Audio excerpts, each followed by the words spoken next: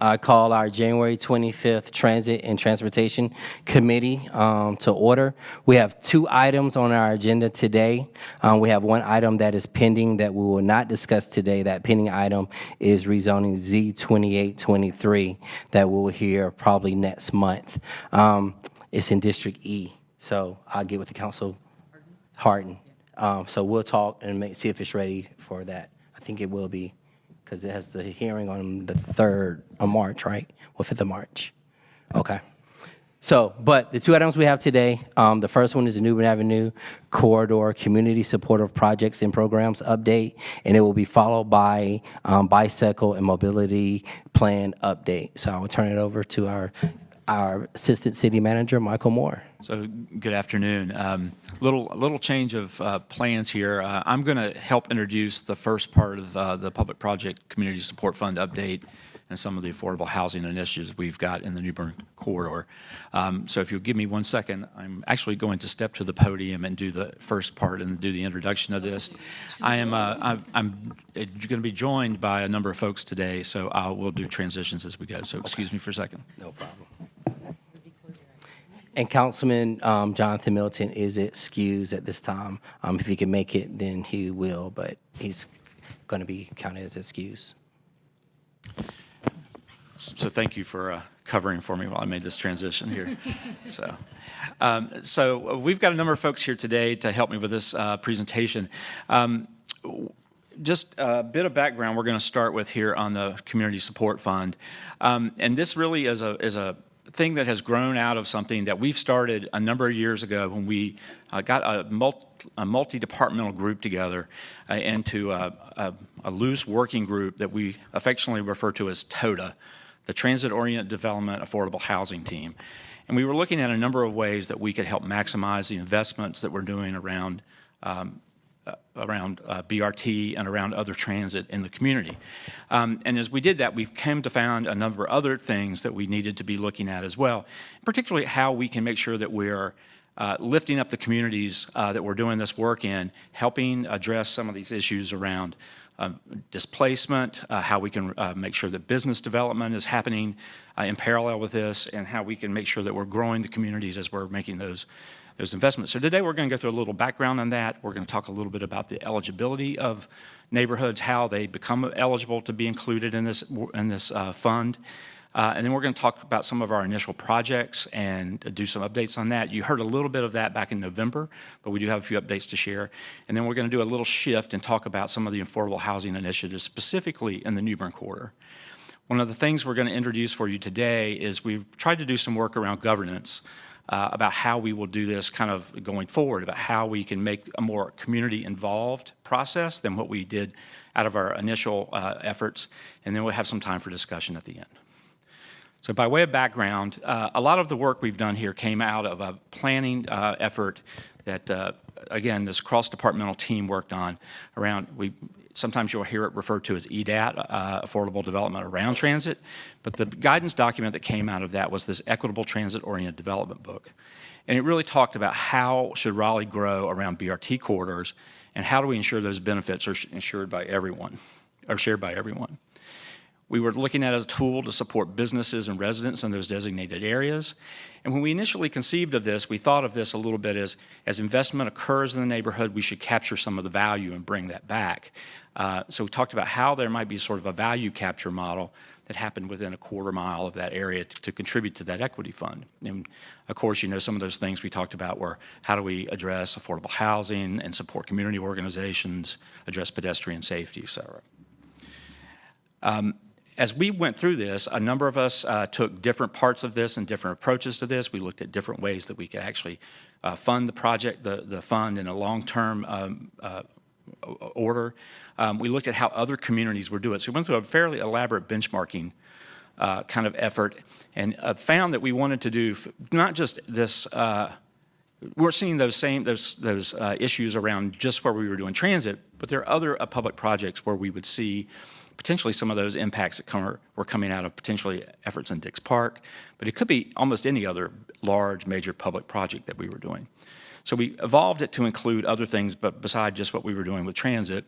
And we rebranded it. It was initially called the Equity Fund, but we didn't feel like that truly captured what we were trying to do. So we rebranded it as the Public Project Community Support Fund, which I still have a terror trying to say. And we did a few other things. We looked, again, expand that focus beyond BRT, look how we might shift from value capture to a more proactive funding model so we could have more investments into the communities from the very beginning and not wait for value capture to come back. We would do that, be more proactively. And then we sort of moved this from, again, some of what we found from our benchmarking. We heard a lot about what we really needed to do was look at how we invested in sort of business, mitigations for businesses during construction, but how we would grow capacity in the communities. So how we could invest in community structures and community organizations. So we did a little bit to move that away from a capital focus, and we wanted to also limit the duplication that we were already doing with the Affordable Housing Fund. So here are just a few of the purposes, but again, how do we do those things I just mentioned? How do we build capacity in the community? How do we try to enhance the benefits of transit? How do we make sure that we're offsetting undue impacts to those businesses and communities during construction? And do something to help facilitate a little bit of planning up front. So, we're making ourselves ready and available to make for those investments going forward. So our original recommendations, and I will say this, is that admittedly, we were trying to get something on the ground to do sort of a proof of concept and to test the pilot. We allocated one-time funding from the FY23 and 24 budgets to pilot this. We had a $1.5 million. And we identified pilot projects through that cross-departmental team, and we used the things that we learned from station area planning efforts, from the Dix Edge study, and from those things that we learned from the ETOD. So how do we choose and how do we determine what communities are going to be eligible for this? Well, it's sort of a two-pronged approach to this. One, it's around the project. So what we call a major community project or a major public project that would create some of these potential impacts. So we said there's got to be a cost number associated with that. So at 65% design, we usually do a fairly thorough cost estimation. So we said projects that are going to have a $50 million price tag, that would be at that 65% level. We would look at that. That would be the determinant. And we would take things like maintenance and rehab projects out of that, but it would also need to add like an amenity, desirability, or create some other development capacity that may not be there today. On the other side, we looked at the neighborhoods. So we looked at things here that we discussed, like where we had poverty rates, educational attainment, English language proficiencies that may be less than the citywide average. So a number of these things factored into it. And we looked and we came up with this very good map that our folks in planning and development helped put together. This is the Dix Edge study because we recognize that investment in Dix Park is going to be one of those catalytic investments, and BRT. And here you see in this map, and for just a little bit of orientation, the square you see in the very, very middle is like the center of like downtown. So that's where that little notch is in the whole thing. And the dotted lines around are kind of that mile area that's around the particular project itself. So this is where we meet 4 or more of those criteria around those projects, and those are the areas that we determined would be eligible for the Public Project Community Support Fund. So with that, I'm going to turn the podium over to Emma Sutton from Housing and Development, and she's going to walk us through the next part of this, and then at the end we'll have Taisha Mosley to come up and tell us a little bit about some of the other work we're doing with community connectors and with our proposal around a new governance model. So, thanks. Thank you. Good afternoon, committee members. Emma Sutton, Housing and Neighborhoods. I'm joined by several staff here who are key in making this work happen. If there are any questions that come up, they can help answer them. So first, I'm going to overview the initial projects under the PPCSF initiative to include the current investments, which you see here on this list. That includes small capital projects, and that includes conduit installation that will be constructed on the New Bern BRT, improvements to Tarboro Road to connect St. Aug's and New Bern Ave. and then as well as sidewalk and bicycle improvements on Fayetteville Road. So you can see the funding amounts for each of these programs here. The Neighborhood Initiative Fund provides grants to registered neighborhoods to fund a single project, and unregistered neighborhoods can register through the Raleigh Neighborhood Registry and be eligible to apply for the funds. Funds can be used for things shown here, such as newsletters, outreach, placemaking, placekeeping, such as landscaping and signs or playground equipment, as well as non-physical improvements to include celebrations, workshops, things like that. So the funds can be used, the Neighborhood Initiative Fund expansion has provided outreach to 15 neighborhoods in English and Spanish, has completed one project which provided a workshop on genealogy. 3 additional projects are near complete and 5 are under review currently. For the neighborhood stabilization and small business pilot programs, sorry, going to get ahead of myself here. The neighborhood and small business pilot programs, stabilization pilot programs, funding is made available to Raleigh-based nonprofits with a minimum grant award of $25,000. These pilots fund activities that allow for resident financial capacity and education, such as credit counseling and predatory property acquisition prevention, as shown here. And the small business stabilization pilot allows for engagement and support along the New Bern BRT, as well as technical support for small businesses along the corridor.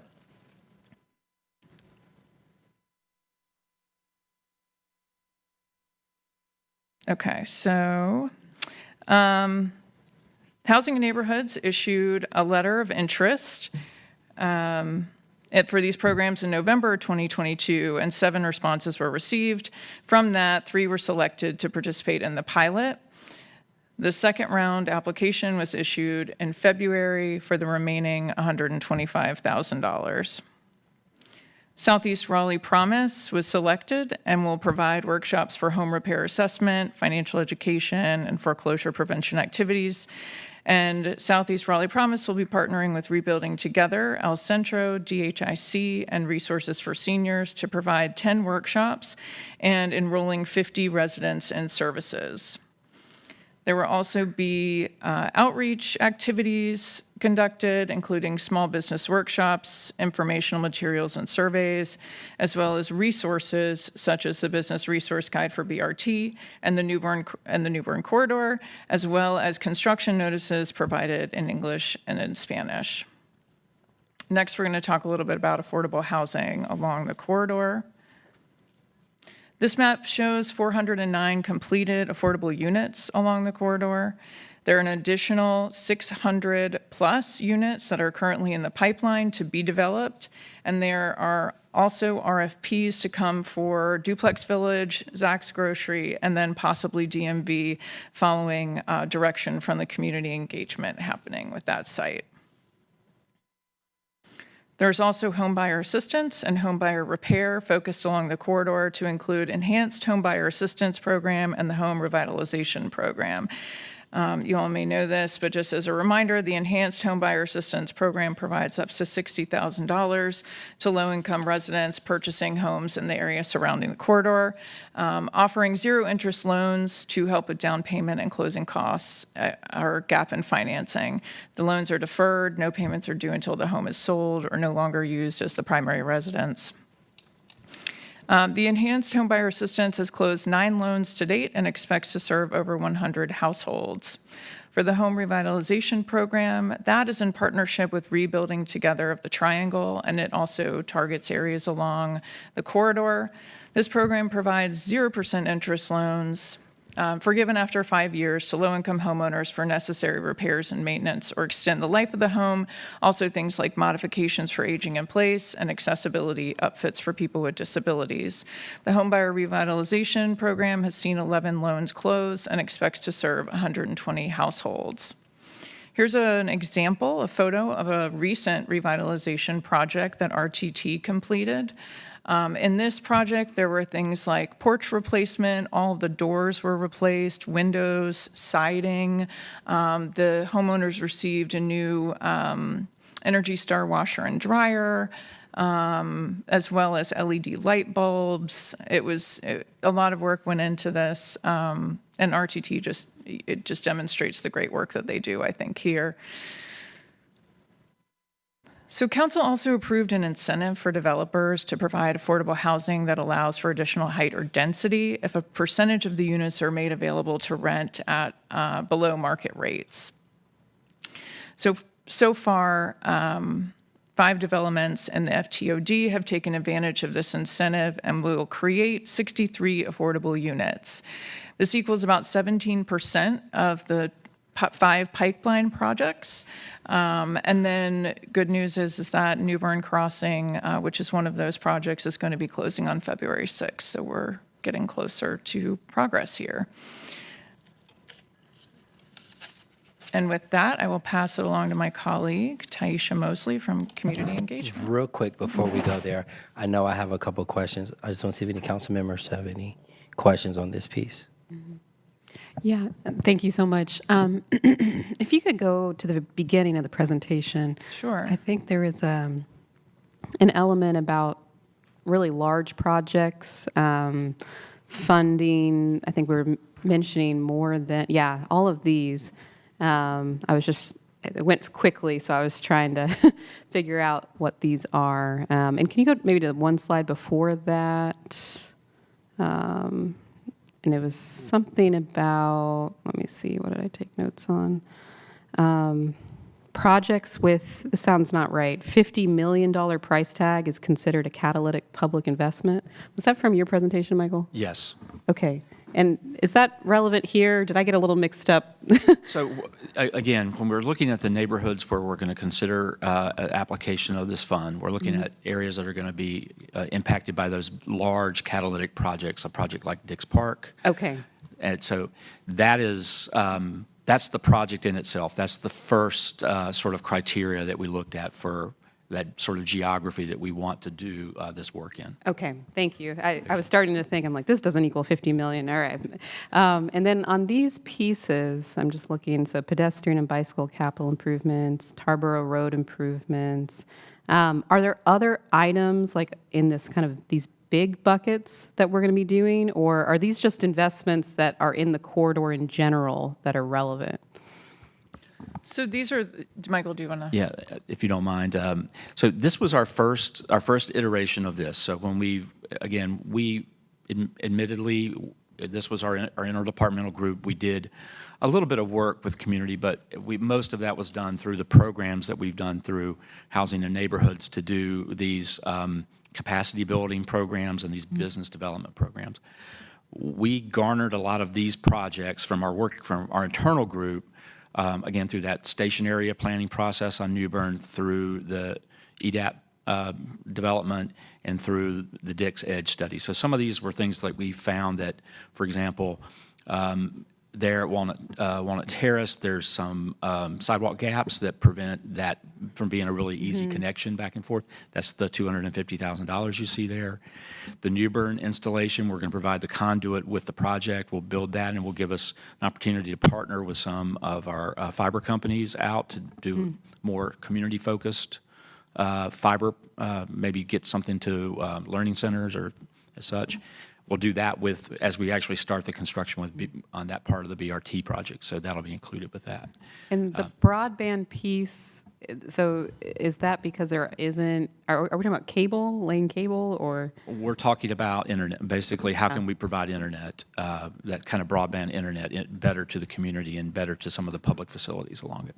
And so actually providing some kind of a discount or even free internet, or? We probably can't do that. We're not in that line of work, but this would be a way. You see here, we're looking for partners to do that. We've done some work through our information technologies folks to try to get some local partners. And we don't have them with us today, but if that's something we need to follow up with you on, we can do that. But we've been trying to see how we could bring some partners there to help, again, provide something maybe to learning centers, daycares, to some of those other facilities that aren't necessarily well served.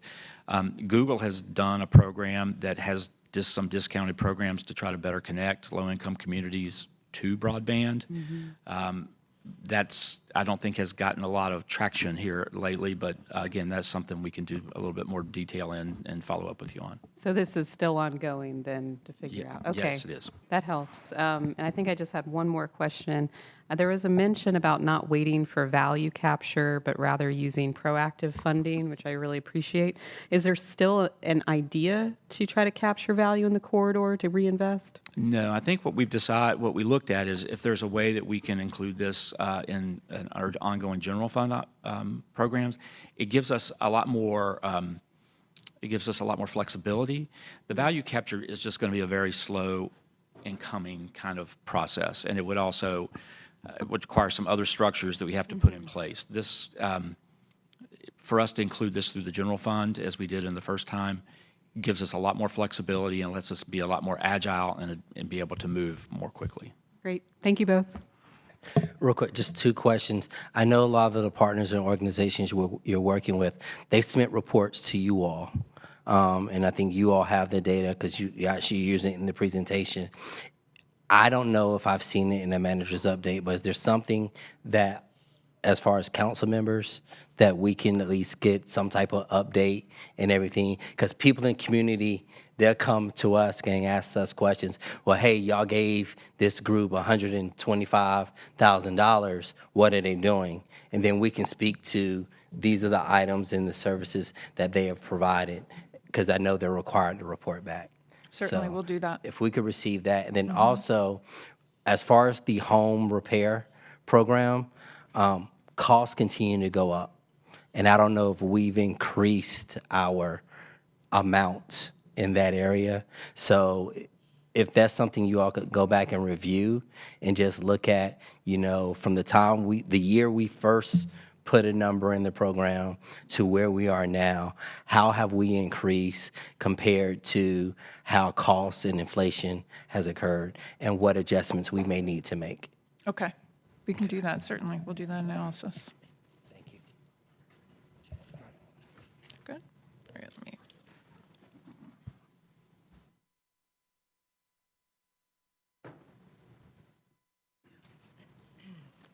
Hello, Taisha Mosley with the Office of Community Engagement. I am joined by my colleague, Mr. Dale Neal, who manages the Community Connectors Program and is also the liaison to the Community Engagement Board, both of which we'll talk about here today. All right, so our community connectors are just voices in the community who build natural relationships based off of their own social capital and different relationships that they build. They spend about 10 hours a week sharing project-specific information about the New Bern Avenue BRT through the Public Project Community Support Fund. They started in March of 2023. They actually started before the nonprofits that Emma mentioned were selected. So they were already on the ground spreading the word about what was coming. And since then, they partnered with some of those nonprofits in the different events and workshops that they've had. It's important to put a face to a name. So we have Farah, Maurice, Cecily, and Allie. Those are our community connectors. And just a little bit about the work that they've done so far. They've contacted hundreds of businesses on New Bern Avenue. They built relationships with 15 different community organizations, et cetera, et cetera. I think what the most valuable part about their work when they're going business to business or door to door is that we've been able to leverage the relationships that they've built to build upon other collaborations and partnerships through other projects. So one example that comes to mind is Pastor Ratcliffe at Lincoln Park Holiness Church. We're actually working with Lincoln Park on the Alternative Response Model project. And we were able to do that because Maurice built that connection. So there are probably 10 more stories like that, but we couldn't have done that work without having our community connectors out there doing what comes natural for them. So a little bit about future governance. Michael Moore mentioned how that list that you just saw of projects was more so staff, internal projects that we came up with, but we knew through that executive working team that we needed a future governance model that included the community. And so, again, the initial rounds were quickly driven by staff, but we've developed a structure that's, I'll try to break down to the best of my ability. It includes the Community Engagement Board, who will develop an action team, which I'll show you in a moment. And then it comes back to that Transit-Oriented Development Affordable Housing, TODA, Executive Work Group. Michael reminded me of the acronym today, so I want to give you credit because I couldn't get it. Sorry about the green there. But essentially at the top, we'll use letters of interest to create a list of potential projects. Once we have that list of potential projects going over to the right, the Community Engagement Board, CEB, will establish what we're going to call an action team. That action team will evaluate that list of projects and then make recommendations to the full Community Engagement Board about what they would like to see move forward. Then the full Community Engagement Board will send those recommendations to that working group, and the working group will forward the project, will advance the projects forward. So let's break that down a little bit more. Currently, the Community Engagement Board has 3 committees that, again, Dale helps with, doesn't help with, Dale completely manages, excuse me. They have policy, outreach, and equity. So they have not determined which committee this will go into yet, so we're gonna allow them to make that decision on their own. So once they do, let's just say they select their policy committee as the place where this governance is housed. The policy committee would then establish an action team. And here are some of the things the action team would be responsible for: evaluating project submittals, excuse me, making recommendations on applications, talking about how much money that they think should be allocated to these projects, giving us feedback on the eligibility criteria. Is it too wide? Is it too narrow, et cetera? Advocating for equitable distribution of funds, and then assisting the city with community outreach efforts. This action team, the board would really like to be open to additional residents outside of just the board. And I'll break that down in a slide in a moment. But the action team would only serve on a limited time basis. The Community Engagement Board will maintain that standing committee. But again, they really wanted to make sure, and it was important to them and to the executive work group, that there was opportunity for the public to participate in this process as well. So what does an action team look like? An action team leader, which would actually be a community member selected by the chair of the Community Engagement Board, 3 community representatives, 2 nonprofit reps, 2 board members from the Community Engagement Board. We have 2 subject matter experts, and so that just kind of like, depending on the list of projects, like if it's a transportation project, they just want to bring in people with that type of subject matter expertise to the action team.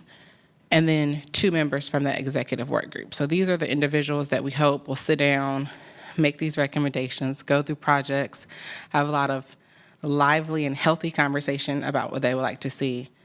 That is what goes to the full board and then back to the executive work group. And we've said this numerous times, but that total work group is a cross-departmental group that's led by Mr. Moore in the city manager's office. Primary responsibilities are establishing like the guidelines and the criteria around proposals and eligibility requirements. They would also be responsible for regular assessments of the governance structure and its effectiveness, and then preparing initial projects for those letters of interest that we talked about earlier, and then also making the final decision with the input of the action team and the Community Engagement Board on which applications go forward. With that, I'll turn it over to Mr. Moore. So that's our presentation. If there are any other questions, or just open the floor for discussion. So I have 2 questions. Actually, as far as the community list, I saw on the presentation it mentioned that there will be a list of projects. How do we get the information out that we are accepting or looking for? projects? Great question. So in our last round, when we were looking for some of these community capacity building projects for some of these, for some of the business impact mitigations and such, we used a tool called a request for letters of interest. We basically laid that out to say we've got available funding. We're looking for these areas that we want to work in the community and with the community with, and basically let people propose to us those things, those needs that they saw in the community and how they might be able to help. So we would continue to do that solicitation, put that out. We've done that. The folks there in business development and in the neighborhood and housing group, housing and neighborhood development group, housing and neighborhood development, Lamont Taylor at his group, did really great work on that to get this first round out. We would rely a lot on the knowledge that they gained out of that first part of it. But we would use probably that same mechanism of request for a letter of interest. Okay. So, and we advertise that through our normal channels. But again, that's something the community connectors help us with, and something that these networks that we're trying to build will help us with. Got you. And my other question is around the, on the action committee, it mentioned 3 community representatives. How do you determine the area that you're looking for our community representative? Case in point, it could be a project on South Wilmington Street, but a person from the community is interested in it, but you know, because they may have owned property over there, but they live in Briar Creek. Yeah. So how do you determine that selection process? Sure, that's a great question. At the moment, it's vague on purpose because we're hoping that our community engagement board will help us do that. It's also going to depend on, because at the point in which the action team is being established, we have a really good idea, we should have a great idea as to the area in which we're talking about, and then the board will help us create what that looks like. So we just didn't want to narrow it down too much before we actually wrote out the process. Okay, no, that's fair. That's good to know. Any other questions from other counselors? Can we get a copy of the presentation? Absolutely. Okay, Yeah, great. sent you the text letting you know the presentation's not ready. It's very helpful. I Thank wondered you. what- My phone was buzzing. Yes, yes, we will certainly get that for you. Okay, all right. Any other questions, comments? Is there anyone here in the public that came to speak on this that had any questions? I want to open it up. Yes, ma'am. Yeah, so once, it'll be in board docs, just like our agendas are in board docs. So once they load it up there, you have public access. And I know I can review the meeting because I missed a few of the No problem. review what was said beforehand. Yes, ma'am. Did we deal about like where the stops would be? So just, no, because she's not in the mic, the question, for those that'll be watching this later, your question is, could you review stops and things? This meeting today is about the projects and how we've engaged people in the community and things of that nature. Where we'll talk about stops will be more aligned, I guess, with CP, with the comp plan amendment on the 30th. Will we mention that any? So the stops for New Bern are established. That's what I thought. Yeah, so we can share those. Those are available on the website, and if we can get someone to Yeah, get with the someone, person and- right, this is a way for, the first part was us letting you know there are groups out there working in the community, sharing, reaching out. So we're getting just an update of the work there that's being done. As far as the stops, I'm gonna ask if someone from staff can connect with you, and then they can share with you the information of where their stops are going to be placed, because that work has already been done. Because we have a lot of community members that are in downtown, we don't have transportation access. So having this would really help them get around. Yes, ma'am. Okay. So someone from staff will follow up with you today. Okay. And then, I don't know if you guys have the time or not, but Zara came today, she was getting to with her schedule. She wanted to say something. Come on down. If it's not, it's okay. Come on. And if she's just scared, that's okay. Yeah. Zara, would you like to come down and speak? Come on down.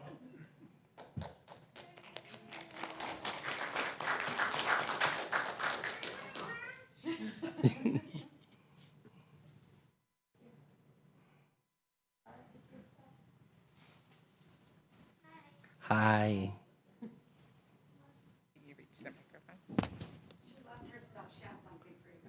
Oh, Hi, my name is Zara, and I'm from Girl Scout, and I'm from 443A, and I wanted to say that uh, I had appendix surgery this like months ago, and I wanted to say that people in Gaza have nothing to do about like their appendix or anything. okay. Thank you. All right. Zara, Thank you. Thank you, Zara, for coming and speaking. can I step in just for Zara? Hi, my name is Christina. I'm a Girl Scout troop leader for 2166. So I think we see each other sometimes at our events. Yeah, so proud that you came up and spoke. That is so brave. Thank you so much. Good. Girl, so do I. I Me too. understand. But thank you for coming and thank you for speaking. And hopefully,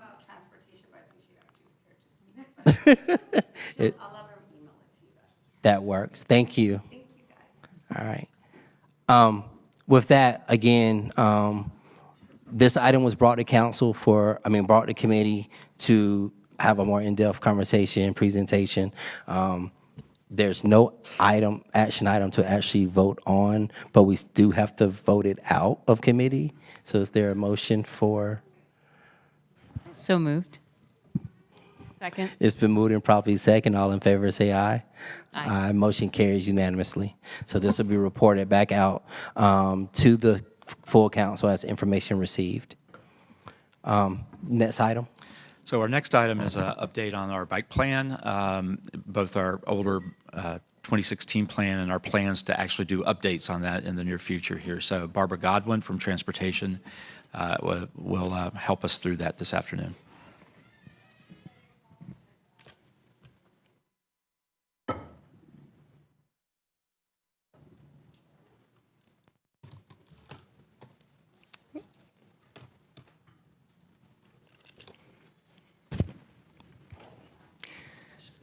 All right, good afternoon, council members. I'm Barbara Godwin. I'm with the Transportation Department, and today I'm going to be providing an overview of our bicycle and pedestrian plans. So I lead both of those programs and very excited to share this information with you today. So a quick agenda for you. We're going to be going through some background information on both the bike and pedestrian plans. And very quickly, I just wanted to highlight that as we start to think about our active transportation network more holistically, I think it's very important for us to present this information together, which is why we decided to group the bike and ped plans in this one presentation. So again, going to go through some background, talk a little bit about the prioritization projects that were included in both of these plans, highlight some progress that we've made since they were adopted, talk about some challenges, and then forecast some upcoming projects and our vision for both updates to both of these plans. So we'll start with our Bike Raleigh plan.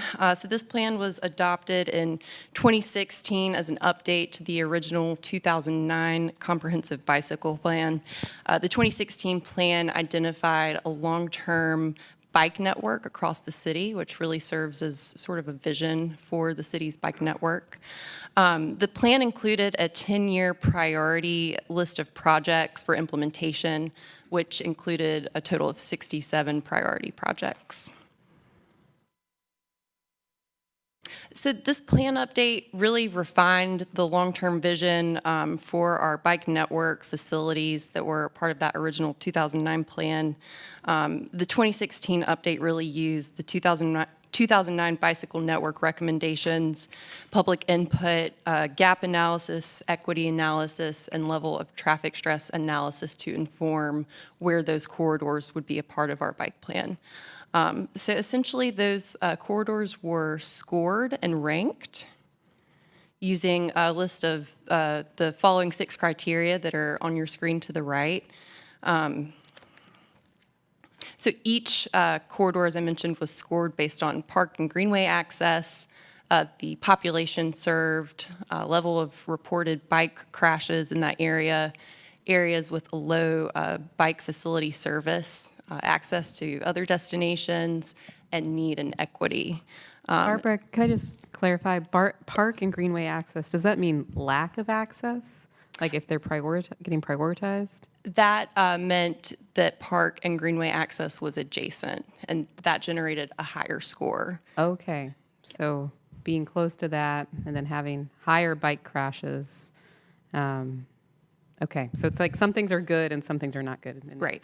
Got it. And the higher the score that you see adjacent to the criteria insinuates a higher weight that was used. So I wanted to provide some examples of the different types of bicycle facilities that were included as recommendations in our 2016 plan.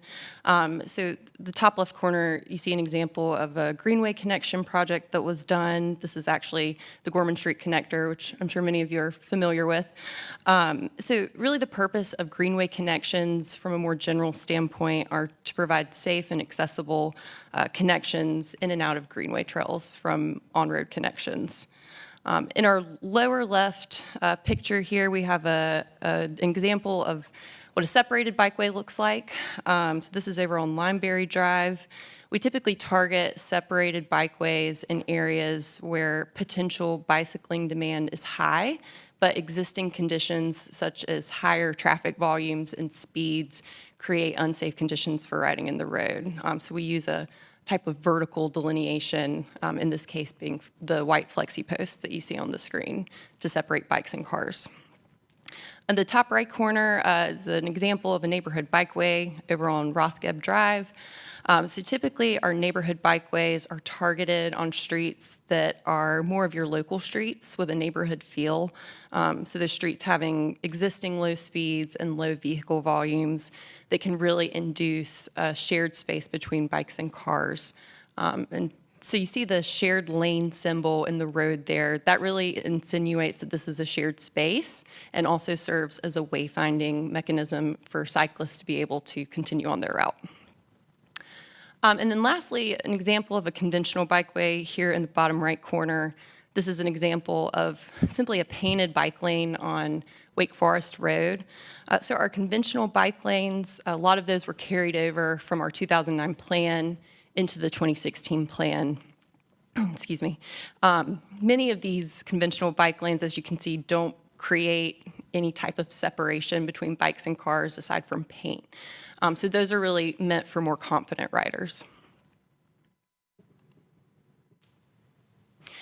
So over the next few slides, I'm going to highlight some examples of projects that were included in our priority list, give you some examples of each facility type that I referenced on my last slide.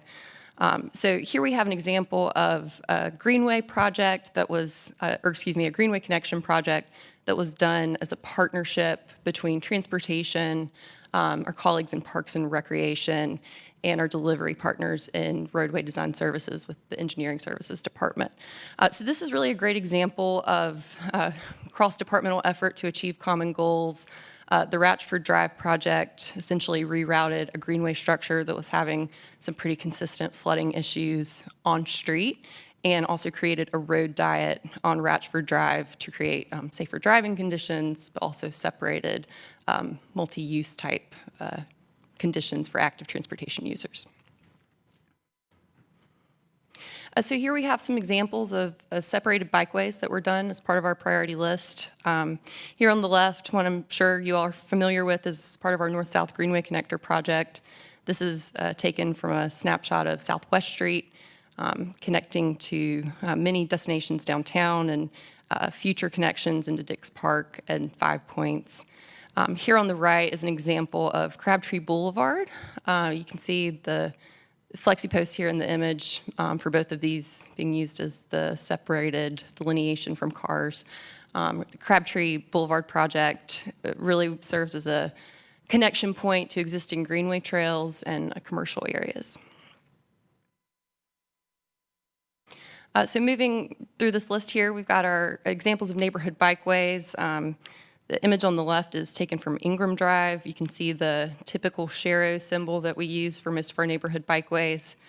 Here on the right is an example of something we've been trying more recently, which is incorporating neighborhood bikeways and traffic calming projects together to help induce some of those slower driving conditions in relationship and in partnership with our neighborhood bikeway network.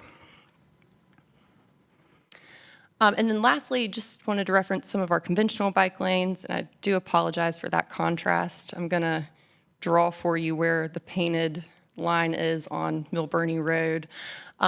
So here we have some non-separated facilities that were done as a part of our priority list on Green Road and Milburnie Road.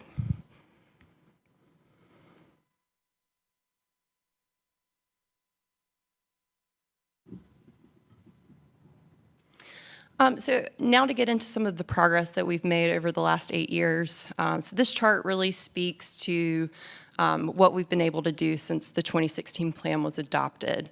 So I've broken the implementation progress down by each facility type that we've gone through over the last couple of slides and the status of projects in each of those categories. So we have several projects that are currently in design and under construction, many that we have successfully completed. The 10-year priority plan originally anticipated completing most of these projects by 2026. However, many of these projects were extremely ambitious on a 10-year timeline, so we have absolutely run into some implementation challenges throughout the last 8 years. At this time, we've got a little over 2 years left in our implementation timeline. So it's absolutely our goal to continue moving the projects that are in the not started column forward. We will be moving several of those into design over the next 2 years and getting them ready for construction. So I referenced some implementation challenges on the last slide and really wanted to just take a moment to dive into each of these that I've highlighted here. So adaptability.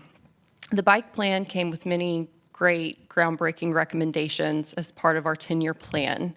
And we have had a lot of opportunities to partner with larger capital programs and projects to achieve the goals of our plan. But we have found that one of the challenges has been we are limited in our ability to directly respond to resident-driven requests for infrastructure. So most recently, in the last year, we've engaged with residents around Old Falls of Noose Road, Brookside Drive, Noose River Crossing Drive. These streets were all identified in our long-term plan. However, they have not been prioritized for funding. So in our next plan update, that's sort of a policy gap that we've identified that we would like to work with our consultant on to better address. So moving on the list here, evolving best practices. So I am constantly amazed at how quickly the industry of bike infrastructure and all ages and abilities facilities has evolved. So staying on top of those best practices in a way that still allows us to efficiently deliver projects has been a challenge. Constructability. So many of our 2016 projects were identified with an emphasis on connectivity. However, feasibility was not as much of a priority in that selection process. So we have found that there have been cases where a project has been identified for a certain corridor, but in terms of existing right-of-way and just the amount of space that's out there, we've sometimes found it challenging to get the desired facility on the ground. And then cost escalation, I think this has been a big challenge outside of just my program areas. This is something that continues to drive what we're able to do and how many projects we're able to deliver on a yearly basis. And then lastly, resources. So just wanted to touch on this very quickly. We are a small team. We're a mighty team of 2, and so we are working as hard as we can to keep up with the demand and keep up with the expectations of our plans, but that has certainly been a challenge in the rate at which we can deliver projects.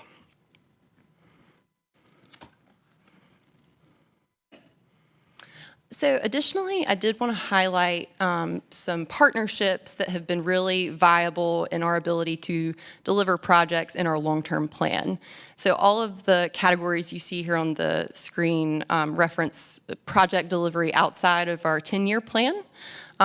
We've worked heavily with our partners in street maintenance, the neighborhood traffic management program, and even at the state level to get projects delivered as partnerships really with ongoing projects that those programs are managing. So we have been able to deliver over 100 bike infrastructure projects outside of our priority plan. So lastly, for the bike program, I just wanted to highlight some upcoming projects that we are working on. We currently have 6 projects that are all in the early design phase of work. We are rapidly working to get these projects out for community engagement later this spring and are hoping to move these forward very quickly. And just before I jump into the pedestrian plan part of this presentation, I did want to take a moment and forecast the upcoming bike plan update. So as I mentioned earlier, the plan that we currently have is set to conclude in 2026. So our team has been actively preparing for this update. Last year, we applied and were awarded the multimodal planning grant through NCDOT's IMD division. Very excited to begin that process with them. We have about $142,500 currently allocated to this plan update, and we are on the verge of executing our municipal agreement with the state for that partnership. So as part of that grant, we will be working with Tool Design as the consultant team. Very much looking forward to working with that team and have a lot of exciting things coming from that plan update. And so just with this last slide here, I just wanted to kind of again mention, as we consider this bike plan update, it's critical to consider an update to the 2013 pedestrian plan. It makes sense to look at these more holistically and really want to start thinking less about bike and ped in silos and more as one unified active transportation. Before you switch to the pedestrian piece, are there any questions on the bike? Thank you so much for your presentation. I was just wondering, and maybe I missed it, is there a map of those 67 projects so I can see where they fall per district? I know you had a map earlier, but I didn't see the projects on them. Yes, so the map, I'm almost there. Here we go. This is a very high-level map. It's very difficult to see exactly where those projects fall, and this is referencing the long-term plan, so not necessarily specific to the 10-year priority plan, but that's something that we could provide to you at a later point. I don't have that included in this presentation. Awesome. Thank you so much. Thank you for this presentation. I'll echo that. I'd love to see the map too, just to see where all the projects that have been done and what's coming, in the hopper. So it sounds like some of the elements won't be achieved from the 10-year plan. Do you have an idea of timeline of when you think they might all be completed, or I don't know if that's too tough to give a year on? So I feel very confident, here we go. I feel very confident that we can continue moving forward our remaining neighborhood and separated bikeways over the next couple of years. Same with our conventional bikeways, and something I didn't touch on specifically is the side path updates. So this is an example of how we work with some internal partners with street maintenance. They are the lead in terms of going out there and making these side path updates and making them happen. So they are working in non-leaf collection season times of the year to do that. And I know we have 3 that they have been working on throughout 2023, and they will return to working on those after leaf collection season is over, and plan to start on Rock Quarry Road side path updates as well in the spring. So I think all in all, to answer your question, I think we have a good shot at finishing majority of these projects, but there might be a handful that we do not get to by 2026. Makes sense. Okay. Real quick, I know some people just walked in. If you're here for the planning committee meeting, it's in room 305. It starts at 4 o'clock. It's in room 305, the committee of the whole. All right, no problem. Good call.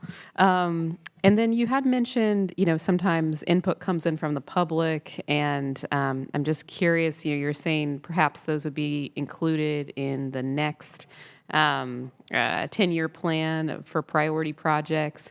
Is it going to be more of like a schematic where you showed those different categories? Do we have bicycle crashes here? Are we close to a greenway? Or is that public input? I guess how does that get integrated into the prioritization? Yes, a great question. I would say that public input is going to be a huge part of this plan update. We would like to do the engagement heavy on the front end so that when we get to the point of implementation, we know that we have buy-in and trust from the community to go out and deliver those projects successfully. I do have an upcoming slide that really references the type of public engagement that we're going to be doing with the plan update. If you want me to jump forward, I'm happy to do that.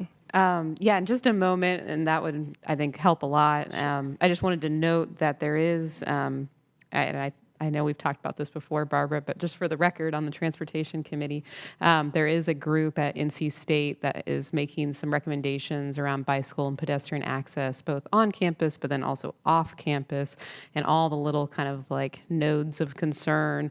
And so I don't know if they've submitted a letter yet to the Transportation Department, but I'm sure they'll be in touch if they haven't already. And, I just think about like little spots like on Gorman Street, just south of Hillsborough, that new path that is, it's off the road, but it dumps you when you're going south on it, kind of like back into traffic, like the way that the grading goes, it puts you right in front of the cars that might be coming on the road, if that makes sense. Whereas, I feel like there's just these like little elements on occasion where I'm like, oh, that's extra dangerous. I'm not sure why we did it like that. But those are pieces where once it's done, I'm guessing there just wasn't a regrading of the curb done. Perhaps that was already the only spot. But yeah. Yeah. Little oddities. There certainly are. And the example that you're talking about, I would have to take a deeper look to truly understand what may have happened. But to your point about, partnerships with NC State, I should mention that we have had communication recently with members of their transportation department and have certainly looped them in on the plan updates that are coming up and really want them to be a part of that engagement process. So I'm glad you highlighted that because I think it's very important here. So this outline really speaks to what we're envisioning in terms of our engagement toolkit for the plan update. As I mentioned, we have not officially kicked off this project yet because we're still waiting for our municipal agreement to move forward into the execution phase. But this is sort of a sample of the different types of engagement sessions that we plan on hosting and using as a big part of informing the outcomes of the bike and pedestrian plan updates. So, anything from several steering committee meetings, having public open house meetings, both in person and online engagement to be able to reach a larger amount of people at different times. Stakeholder interviews with advocacy organizations, members of the Mayor's Committee for Persons with Disabilities, Oaks and Spokes, are just sort of a group of examples that we would be looking to engage with as part of those stakeholder interviews. And then, of course, regular touch points with our Bicycle and Pedestrian Advisory Commission. Did that help answer your question? Okay. Councilor Jones. And you may answer this in the next part of it, but with the update that's coming after 2026, I hear that we're wanting to complete the things that we didn't do. Are we also using this engagement going to be adding projects to that? Is that the goal for that? Or if you're going to review it, that's totally fine. That's a great question. I think our goal is really to reprioritize projects that have been identified in our long-term plan. A lot has changed since 2016, a lot of different factors playing into that prioritization, like BRT, for example. So that is really what we're looking to do at the core of it is re-score and reprioritize projects that have previously been identified. Understood. Thank you. All right. I I had a few questions, but my fellow council members have asked those and they've been addressed. But one question that I do have is some of our roads are NCDOT owned. So what challenges does that, bring? And are we seeing the majority of the areas where we're having difficulty placing some type of solution on the ground? Is it in a Raleigh maintained road, or is it a NCDOT main road? Just to make sure. Not to put you on the spot. No, you're fine. I just want to make sure I understand your question. So you're asking if some of our implementation challenges have been more so on NCDOT roads versus city maintained Correct. roads. Okay. I would say it's a mixture. NCDOT has, in recent years, adopted a complete streets policy, which has really helped promote some of the projects that we've wanted to accomplish from our bike plan. Honestly, a lot of the challenges with city-maintained roads due to constrained right-of-ways and smaller sections that were built out a long time ago. Okay. And my second and final question on this is, would it be possible on some of the projects that we see are challenging, and we know we have a waiting list, to swap out now, or do we need to wait until we do the full update before we make some modifications as far as priority? So I think I understood your question. You want to understand if it makes sense for some of those projects that haven't been totally feasible to move those off the list now instead of waiting for the plan update. Is that correct? Correct. I feel like the analysis that's going to be done with our consultant team will help reveal some of those challenges. However, that is a decision that is up to the council to make. So would leave it to your discretion. Okay. All right. Thank you.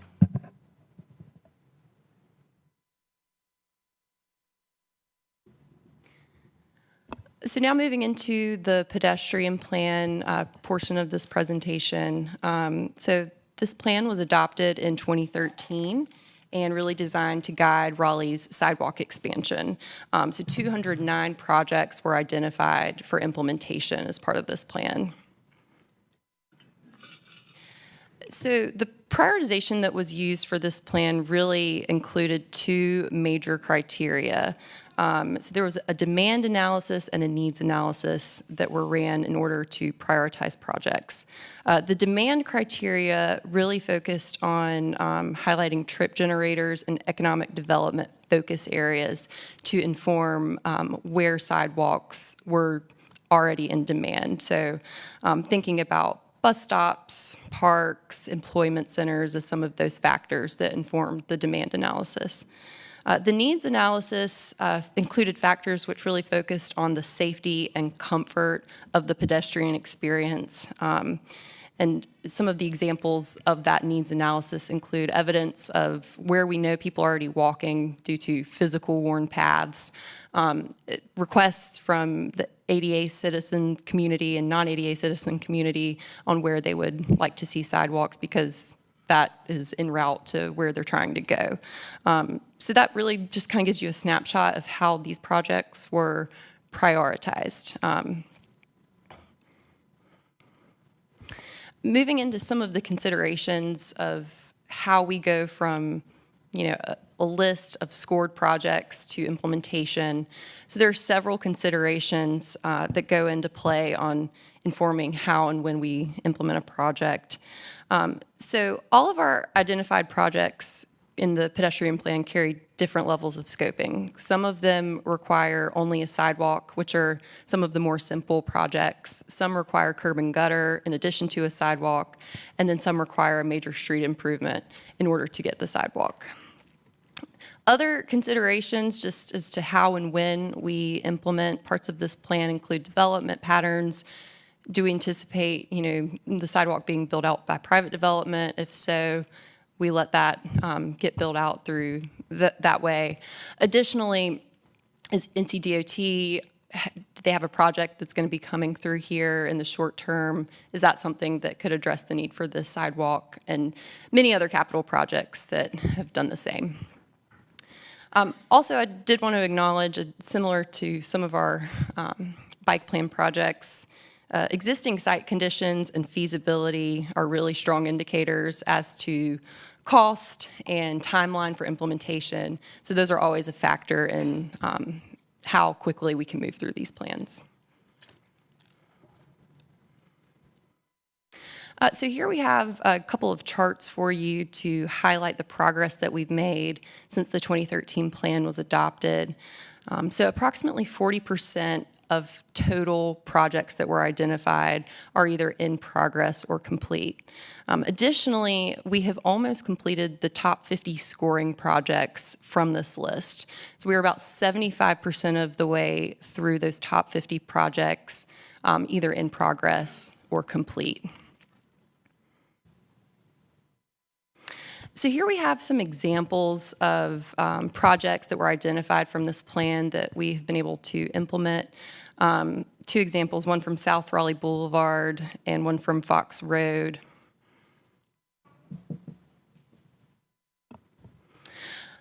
And then additionally, I did want to highlight some upcoming projects that are going to be moving to construction this year.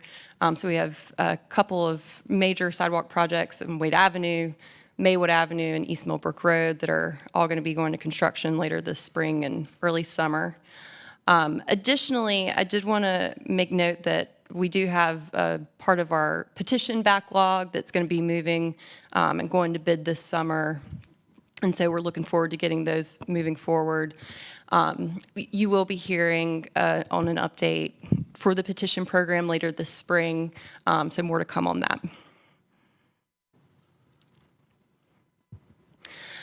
So I've mentioned this throughout the presentation, but really sort of pulling this together on one slide, I wanted to highlight our vision for a future active transportation plan that's really meant to integrate our bicycle and pedestrian plans together. So our goals for this plan are really to guide implementation of our active transportation network, prioritize equitable and strategic connections across the city, and then to streamline the engagement strategy for both of these plan updates. So a lot of times we find when we go out for engagement, people don't always want to talk about bike infrastructure. They want to know when they're going to get sidewalks in one area. So we feel that streamlining these two engagement efforts together will really help achieve better results. And then lastly, we want to address current implementation challenges that we have with both plans. So really want to walk away with a list of projects that we can easily take forward with design and construction. So as I mentioned, we are currently awaiting final execution of our municipal agreement with NCDOT. Once we have that in place, we are also going to be adopting a scope of work with Tool Design and IMD as partners. We have most recently sent some final comments to Tool on what we want to see out of this bike plan and ped plan update. And so we're optimistic that we're going to be able to kick this update off towards the end of February.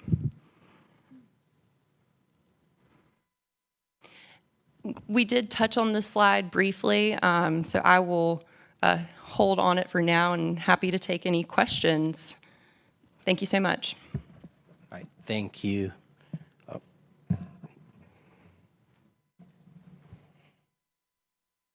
Hey, good afternoon. Paul Calvin, Transportation. So I just wanted to add on what Barbara had mentioned to your question. So I think this is actually in Councilmember Jones's district and maybe in Councilmember Harrison's district, but your question about NCDOT. So I think great partnership with them. So Edwards Mill Road actually got resurfaced from Trinity over to basically Crabtree Valley Mall area, and that was just an example of us working with NCDOT. And so I'll just kind of give a shout out to many of the program managers in here with transportation. Again, it's all about the relationships and transportation, relationships and partnerships with NCDOT. And Councilmember Jones and I, we had this conversation yesterday, and I think we're starting to change that culture with NCDOT. So I feel like they're definitely becoming a much better partner for us. So again, I just wanted to kind of add on to that comment there. Thank you. Definitely, thank you. If you're here for the Planning Commission meeting, it's in 305. I have one last question is, because a lot of people ask, well, when are they going to start construction? When are they going to start construction on the sidewalk? And from my understanding, there are certain weather requirements. Can you kind of explain the season in which installation happens? So construction season is usually most successful between spring and fall. So when we have warmer temperatures, it's easier to mobilize contractors during that time. So that's typically when we find, most successfully we're able to start construction on projects. Okay, all right. Thank you. Any questions from staff, from council members? Is there anyone in the public have questions about sidewalks? If you could come down, if y'all may just come down and state your name and your question or comment. Hey, I'm Jason Kojak. I live on that Brookside corridor, which I'm sure you guys have heard of. Just something that Barbara mentioned when you talk about reaching out to the community. Is there any way that we can expand how far we reach? Like, so for instance, I live 5 or 6 houses off of Brookside, so I don't get the notifications by mail, but like my kids walk to con. So I've kind of got an impact there. So that was one thing, if you guys could consider that. And the other thing is when you talk about priorities, in the one plan that ends and then another plan begins, it would be nice if some of these things could be evaluated again, right? So like Brookside, for instance, in front of Con is not on that current list, but we have traffic, pedestrian, no bike lane, a bike lane ends, kids walk to school. We kind of have these kind of variables that I think, and there's not just that, there's other places in the city. So that'd be my only comments, if you could expand how you communicate so further than just right there knows. And then I think looking at some of those projects that aren't on the list, I think are really important because just like you said, things have changed. So that's it. Definitely, Thank you. Question for Michael. I know when we do road calming projects, there's that people directly on the street, and then we reach out to the neighborhood. Is anything similar for our bike and ped as far as notification? It depends. So again, in a case like this is an instance where we are hearing from the community about some issues and they elevate those to us, and we're doing that. When we have projects, there's a more robust kind of communications plan around that. So the balloting and the things that happen around the neighborhood traffic management program, right. Very robust there. Where these are elevated up, probably not as robust and as we could be, and it's something that we can certainly look at. So, okay. But it's a little different between those projects that we know that we've taken that input and then generated projects from versus these things that we hear those concerns from the neighborhoods. So that's one that we can definitely be a place that we can probably grow a little bit. Okay. All right. Thank you. Hi, Sarah Quadri. I'm in District B. I had similar concerns for our neighborhood. We live on the Lewisburg pathway. I don't know if you guys have driven on there, but our area, I'm on Lewisburg and Spring Forest intersection. So we have 2 major faith communities there. We have our Muslim Youth Community Center mosque there, and literally right next to us is St. Matthew's Church. And they also are building their community center across the street from that. And daily I see accidents there. So I'm wondering what is the process for them. Then we have school buses that go around that route. And I see daily cars, sadly, they don't follow the rules. That it is a 45, but because of the way, I guess, it comes from, Lewisburg Road and Capitol Boulevard are notorious for people speeding. And sadly, we had a fatality a couple years back at Kyle Drive, and that's when finally, after years, I moved in that area in 2013. After years, I don't remember exactly when that fatality happened, but it was a couple of years ago. And years, we've been complaining as a community, hey, you need to put like a signal there. That intersection has way too many accidents.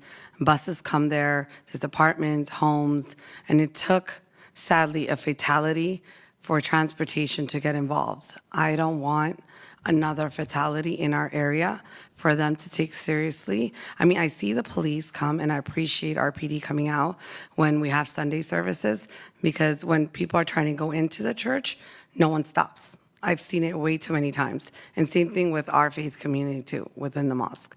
And yes, our PD comes out when we have the bigger faith moments, which are like Sunday prayers. Sadly, we don't have the funding to do Friday prayers, and sometimes we do have funding for our fasting month, which we're happening. I'm on the committee as well, and we're working on how do we get the safety there. And it's not just the safety of our members, but it's also the passerbys that are driving.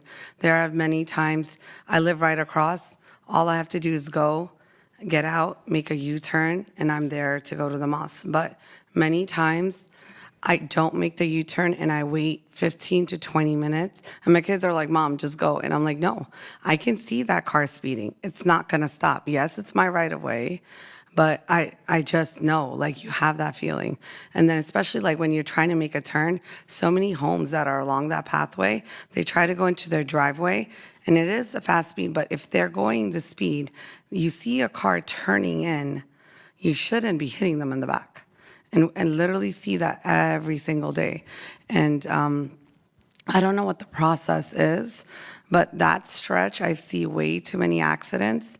And we already had a single place at Kyle Drive that has somewhat helps that, but I'm worried it can create, it's not being addressed, that issue in that corridor area. And I'm wondering what is the process for that. I don't know if the community has reached out and done it or not. I haven't heard it. I've never gotten flyers about it, especially for back pathways. I see a lot of kids going there. There's really no sidewalk. It's not safe at night and stuff. So and it's a big community. There's big apartments, and there's even more apartments being built now. So when they plan these apartments and these big communities coming in with high traffic, how are the sidewalks, back pathways there to keep the safety of the pedestrians there? And I'm definitely going to email there and just see the map of that area. If it's already in place, that's great. If it's not, can we talk about getting it in place? And I know it takes time, budgeting and everything, but I want that area, and not just because it's my mosque, I live there. It's because there's so many people that live in that area, and daily we see accidents, and we're tired of it, and we don't want a fatality to be the reason that we make that change. Let's make it before a fatality even happens. Thank you. Quick question for you. Yes. You said Lewisburg and Strickland? No, Lewisburg and Spring Forest Road. Spring Forest? But both of those faith communities are between Spring Forest and Kyle, Exactly. so there's really no like signal in that area. And I feel like many cars do stop, but a lot of them don't, and that's where you see the accidents. That people are trying to go into the church, people are trying to go into the mosque or the apartments, and now there's even new apartments being built. Right. And I'm worried with that high traffic, high amount of people living, trying to go into their homes, and reckless drivers that literally do not care and continue to drive and hit these cars. Like, we need to address that if there's like a, I forgot the terminology. I had learned it before during our Kyle Drive issue, but I think you guys like do like a crash site. Traffic study. Yes, a traffic Yeah. study. So- if there's a traffic study already in place, if not, if they can do that traffic study to ensure the safety of all pedestrians, passerbys, and a lot of kids go to school in that area. And now with the new apartment area being built, that'll be more kids probably. And so how are we being safe for the bus? I see so many cars, even with the bus stop sign, they just still, and they're going at least 60 to 70, the way I see that car speed go by. And that is just one fatality away from us to make a change. I don't want that. Yes, I ma'am. want that change before. Yes, ma'am. That's my concerns. No, thank you. I was going to ask staff if they can, I know Lewisburg Road 401 is a state road, but get with the state to look at that traffic signal. And we'll follow up. And see what we can do there. And it's between two signals. Like Spring Forest has a signal, Kyle Drive has a signal. right. But if they do that, they will see that the accidents happen in those areas because obviously your car slows down and you try to go in. Right. And if the other car is speeding, you're going to have that crash. Right. Yeah. So they're going to follow up on that, and I think we already have your contact information we for the do. other ones. Yeah. So y'all can have that I'll dual connect. connection there, and then also reach out to the two worship centers. There's actually three because there's also I think North Christian. There's one at the Church. corner. At the corner. Up ahead at Fox Drive. Yeah. But there's a signal there. But I do see when they have services there, they do have police there. And the thing that makes me think, especially it's because I'm in Girl Scouts, like about sustainability, it's not sustainable to always have the police office Right. there when it's high service. Like it should be something that's addressed, that if the police force cannot be there, that the safety is already there. And we Yeah. appreciate our PD coming out to ensure safety when it's a high traffic situation.